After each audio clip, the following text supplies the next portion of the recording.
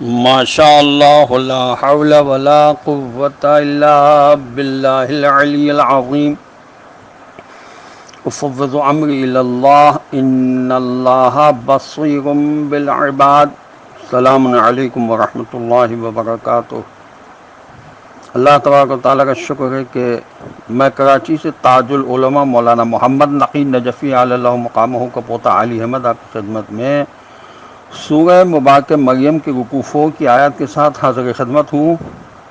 سورہ مریم قرآن مجید کا 19 نمبر کا سورہ ہے اور اس کے رکوع 4 میں 15 آیات ہیں جن کے نشانات ہیں 51 سے لے کر 65 تک۔ آیت نمبر 51 سے تلاوت کا میں شرف حاصل کر رہا ہوں۔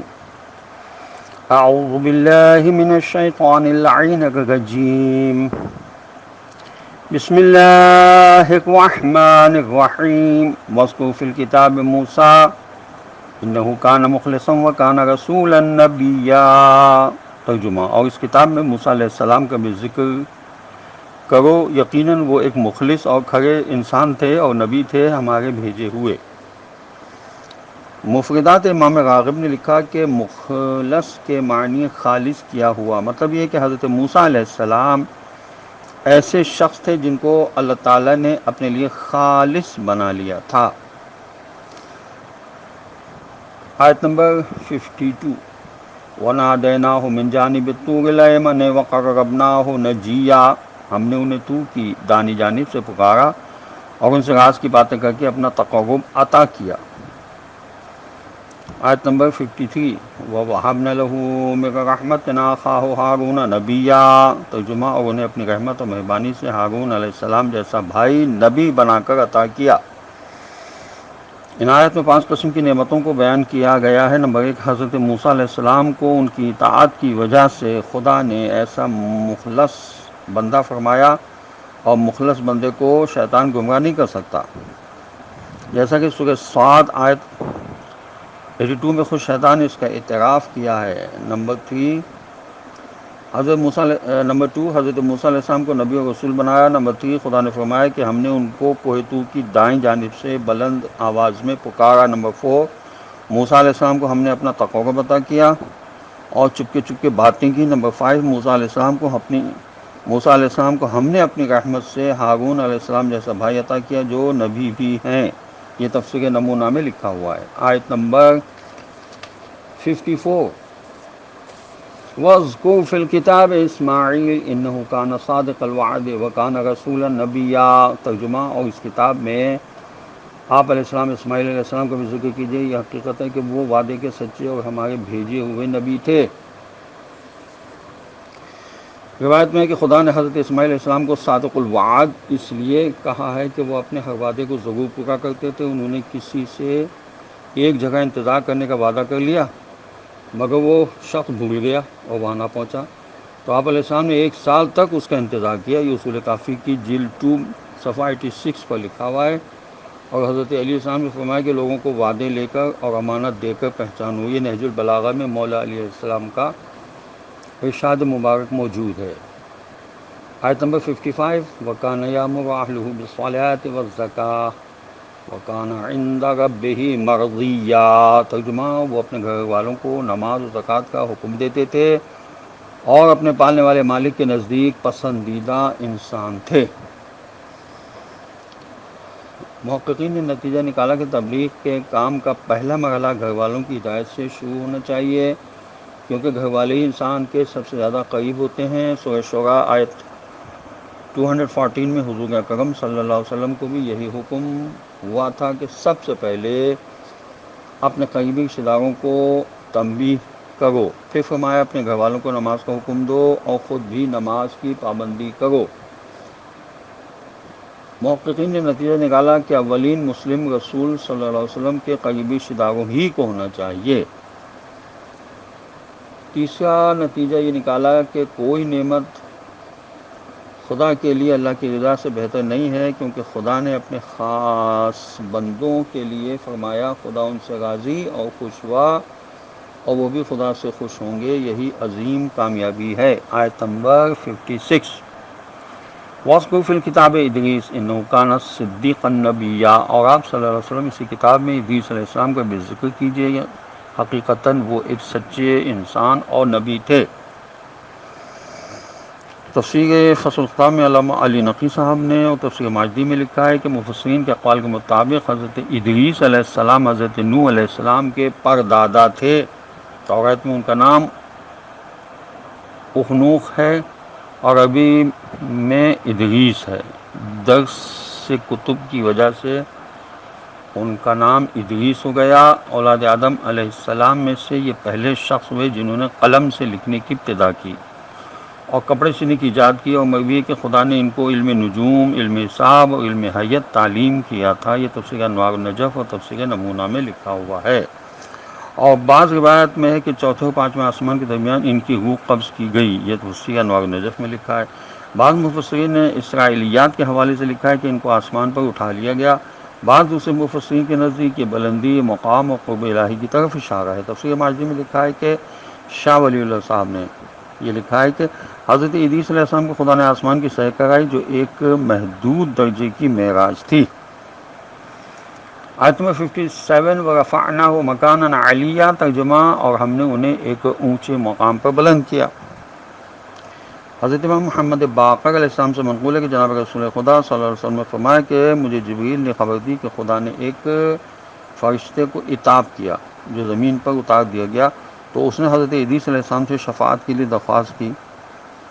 آپ علیہ السلام نے 3 شبانہ روز عبادت کی، روزے رکھے، پھر اس کے لیے دعا کی جو منظور ہوئی۔ وہ فرشتہ آپ علیہ السلام کی خواہش پر ملک الموت سے ملاقات کے لیے آسمان پر لے گیا۔ جب چوتھے اور پانچویں آسمان کے درمیان پہنچے تو ملک الموت نے بحکم خدا ان کی روح قبض کر لی۔ یہ تفسیر انوار النجف میں لکھا ہوا ہے۔ آیت نمبر 58 اولئک الذین انعم اللہ علیہم من النبیین من ذریۃ آدم وممن حملنا مع نوح ومن ذریۃ ابراہیم واسرائیل وممن ہدینا واجتبینا اذا تتلی علیہم آیات الرحمن خروا سجدا وبکیا۔ ترجمہ، یہ وہ پیغمبر ہیں جن پر اللہ نے انعام فرمایا جو آدم علیہ السلام اور ان لوگوں کی نسل سے ہیں جنہیں ہم نے نوح علیہ السلام کے ساتھ کشتی پر سوار کیا تھا، لیکن ان میں سے کچھ ابراہیم علیہ السلام اور اسرائیل یعنی یعقوب علیہ السلام کی اولاد میں سے بھی ہیں۔ یہ سب کے سب ان لوگوں میں سے تھے جن کو ہم نے ہدایت بھی بخشی اور کار ہدایت کے لیے چن لیا۔ جب ان کے سامنے خدا رحمان کی آیتیں پڑھی جاتی تھیں تو وہ روتے اور گر گڑاتے ہوئے سجدوں میں گر پڑتے تھے۔ یہاں پر مستحب سجدہ ہے۔ تفسیر نمونہ میں لکھا ہے کہ حضرت امام زین العابدین علیہ السلام سے روایت ہے کہ سائد سے مراد ہم اہل بیت رسول صلی اللہ علیہ وآلہ وسلم ہیں، یعنی سائد سے اولین مراد اس سمت محمدیہ میں اہل بیت رسول صلی اللہ علیہ وسلم نے۔ یہ تفسیر نمونہ میں لکھا ہے۔ اور تفسیر انوار النجف میں لکھا ہے کہ وہ من ذریت عیسیٰ علیہ السلام کو آدم و نوح و ابراہیم و اسرائیل علیہ السلام کی ذریت سے شمار کرنے سے ثابت ہوا کہ لڑکی کی اولاد حقیقی معنوں میں ذریت کہلاتی ہے، اور حسنین شریفین علیہ السلام کے فرزند رسول صلی اللہ علیہ وسلم ہونے کے ثبوت میں معصوم نے یہ آیت پیش کی تھی۔ آیت نمبر 59 فخلف من بعدهم خلف اضاعوا الصلاة واتبعوا الشهوات فسوف يلقون غیا۔ ترجمہ، پھر ان کے بعد ان کی جگہ ایسے ناخلف لوگ آئے جنہوں نے نماز ضائع کی اور اپنے نفس کی بری خواہشوں کے پیچھے پیچھے چلتے رہے تو یہ عنقریب اپنی گمراہی کا انجام بھگتیں گے۔ یعنی ان برگزیدہ نبیوں کے بعد ایسے لوگ انبیاء علیہ السلام کی جگہ پر مسلط ہوئے اور برسر اقتدار آئے جو نمازیں ضائع کرتے تھے۔ تفسیر مجموع البیان میں وہاب سے مروی ہے کہ انبیاء علیہ السلام کے بعد ایسے لوگ ان کے جانشین ہوئے جو خمر پینے والے یعنی شراب نوش، شطرنج باز، شہوت ران، لذات کے دل دادا، تارک جمعہ اور نمازوں کے ضائع کرنے والے تھے، اور نتیجے میں یہ ہوا کہ دین کا حلیہ بگڑ گیا اور کفر عام ہو گیا۔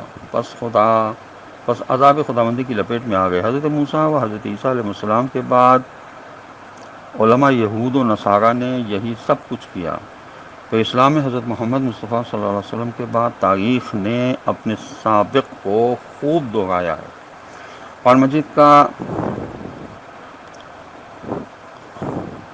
میں سابقہ کے قصوں کو بیان کرنا عبرتناک درس ہے۔ فرزند رسول حضرت امام حسین علیہ السلام نے ایک عظیم قربانی پیش کر کے خواب رفتہ امت کو اچھی طرح جھنجھوڑ کر جگا دیا ہے۔ بس نیک نصیب ہیں وہ لوگ جو ان حضرات علیہ السلام کی تعلیمات کو مشعل راہ قرار دیں اور آگے بڑھیں۔ یہ تفسیر مجموع البیان اور تفسیر انوار النجف میں لکھا ہوا ہے۔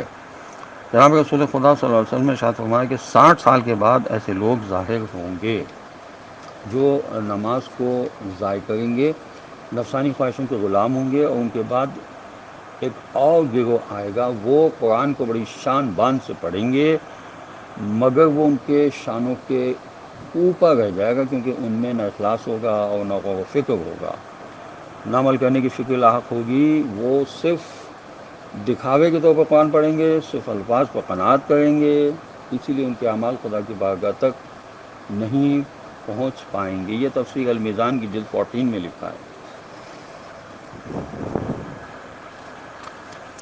آیت نمبر 60، إِلَّا مَن تَابَ وَآمَنَ وَعَمِلَ صَالِحًا فَأُولَٰئِكَ يَدْخُلُونَ الْجَنَّةَ وَلَا يُظْلَمُونَ شَيْئًا۔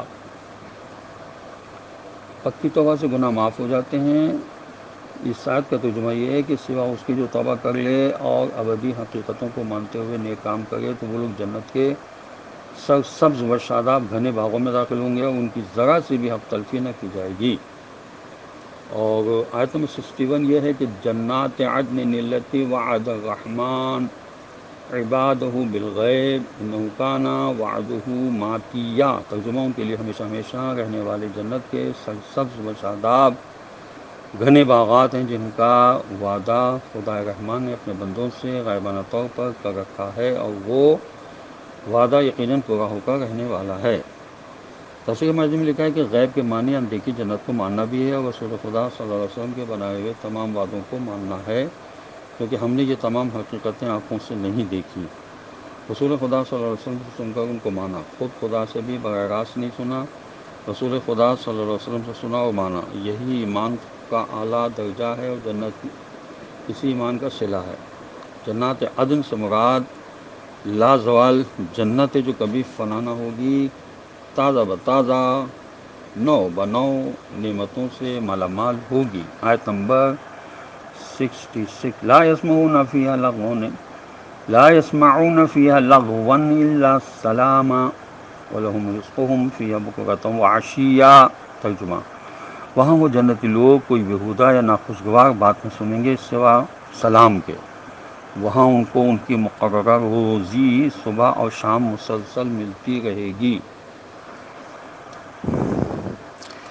یہاں تفسیر کشاف میں لکھا ہے کہ صبح و شام یا دن رات سے محاورے میں مراد دوام یعنی ہمیشہ ہمیشہ باقی رہنا ہوتا ہے۔ یہاں اس سے مراد صرف سورج کا طلوع و غروب مراد ہو ہی نہیں سکتا، اس لیے کہ جنت میں اندھیرا ہی کہاں ہوگا کہ سورج کے طلوع و غروب کا سوال پیدا ہو۔ تفسیر نمونہ میں لکھا ہے کہ سلام اپنے وسیع معنی میں فکر و قلب کے سکون کو بتاتا ہے، اس میں پاکیزگی، صلاح، سکون وغیرہ سب شامل ہیں۔ تفسیر روح المعانی میں لکھا ہے کہ سوال یہ ہے کہ اہل جنت کے لیے صبح و شام کون سا رزق ملے گا، جبکہ وہ جس جگہ کی خواہش کریں گے وہ ہر وقت حاضر ہوگی۔ جواب میں حدیث حاضر ہے، جناب رسول خدا صلی اللہ علیہ وسلم نے فرمایا کہ قرآن کریم کی طرف سے نہایت عمدہ تحفے اور ہدیے جنتی لوگوں کو ان اوقات کے مطابق دیے جایا کریں گے جن اوقات میں وہ دنیا میں نماز پڑھتے تھے۔ تفسیر صافی میں لکھا ہے کہ حضرت امام جعفر صادق علیہ السلام سے مروی ہے کہ ایک شخص نے آپ علیہ السلام سے جسمانی تکالیف اور بد ہضمی کا شکوہ کیا تو آپ علیہ السلام نے فرمایا کھانا صرف صبح و شام 2 وقت کھایا کرو اور درمیان میں کچھ نہ کھاؤ، کیونکہ اس سے بدن فاسد ہو جاتا ہے۔ پھر آپ علیہ السلام نے اسی آیت سے استشہاد فرمایا۔ تفسیر نمونہ میں لکھا ہے کہ محققین نے نتیجہ نکالا کہ انسان کا ارتقاء جنت تک میں جاری و ساری ہے۔ آیت نمبر 63، تلک الجنت التی نورث من عبادنا من کان تقیا۔ ترجمہ یہ ہے، وہ جنت کا گھنا سرسبز و شاداب باغ جس کا مالک و وارث ہم اپنے بندوں میں سے اس بندے کو بنائیں گے جو اللہ سے ڈرنے والا، متقی و پرہیزگار ہوگا۔ تفسیر مجموع البیان میں لکھا ہے کہ حضرت امام زین العابدین علیہ السلام سے روایت ہے کہ اس آیت کے اولین مصداق حقیقتاً محمد و آل محمد علیہ الصلوۃ والسلام ہیں، اور تفسیر البیان میں لکھا ہے کہ اہل طائف اور اہل اشارات نے لکھا کہ جنت کا وارث بنانے سے مراد یہ ہے کہ جنت کا ملنا خالص خدا کا انعام اور فضل و کرم ہے، کیونکہ میراث کے لیے صرف صحت نصب کی شرط ہوتی ہے اور جنت کے لیے صحت ایمان کی شرط ہے۔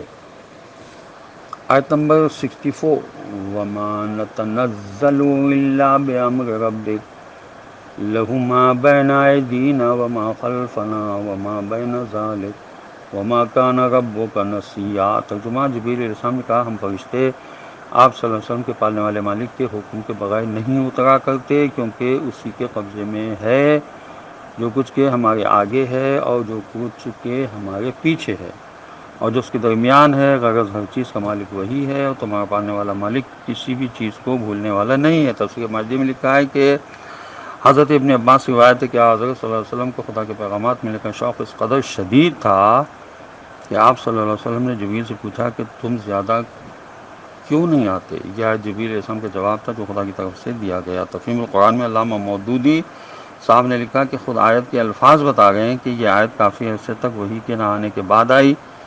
وحی کے دیر میں آنے کے سبب سے حضور اکرم صلی اللہ علیہ وسلم کا اضطراب بڑھتا گیا۔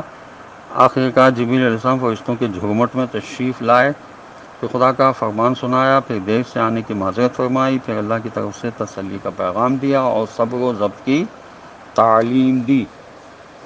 اس رکوع کی آخری آیت ہے 65، رب السماوات والارض وما بینہما فاعبدہ واصطبر لعبادتہ هل تعلم لہ سمیہ۔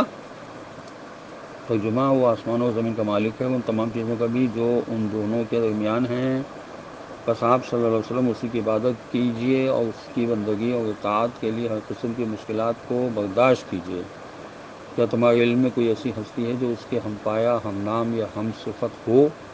تفسیر بیضاوی میں لکھا ہے کہ مطلب یہ کہ اے خدا کے رسول صلی اللہ علیہ وسلم، آپ صلی اللہ علیہ وسلم وحی کے دیر سے آنے کی وجہ سے گھبرائیے نہیں اور کافروں کے مذاق اڑانے کی بھی کوئی پرواہ نہ کیجیے۔ تفسیر نمونہ میں لکھا ہے کہ یہاں صرف نام سے نام مراد نہیں ہے، بلکہ اس کے معنی اور مفہوم مراد ہیں، یعنی خدا کے سوا کوئی خالق رازق، زندگی دینے والا، موت دینے والا، ہر چیز کا عالم، قادر نہیں مل سکتا۔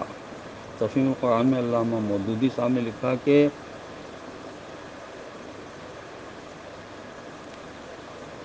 سمئی کے معنی ہم نام، مطلب یہ کہ اللہ تو خدا ہے، کیا کوئی دوسرا خدا بھی تمہارے علم میں ہے؟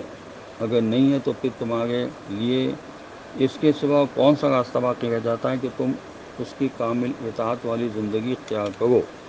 خداوند عالم کی بارگاہ میں دعا ہے کہ پروردگار ہمیں قرآن پڑھنے، سمجھنے اور اس پر عمل کرنے کی توفیق نصیب کرے۔ وہ وارث قرآن حضرت امام زمانہ عجل اللہ تعالیٰ فرج و شریف کے ظہور میں خدا تعجیل فرما دے اور ہمیں ان کے اعوان و انصار میں شامل ہونے کی توفیق نصیب ہو۔ وآخر دعوانا ان الحمد للہ رب العالمین، والسلام علیکم ورحمۃ اللہ وبرکاتہ، وصلی اللہ علی محمد وآلہ الطیبین الطاہرین المعصومین المظلومین۔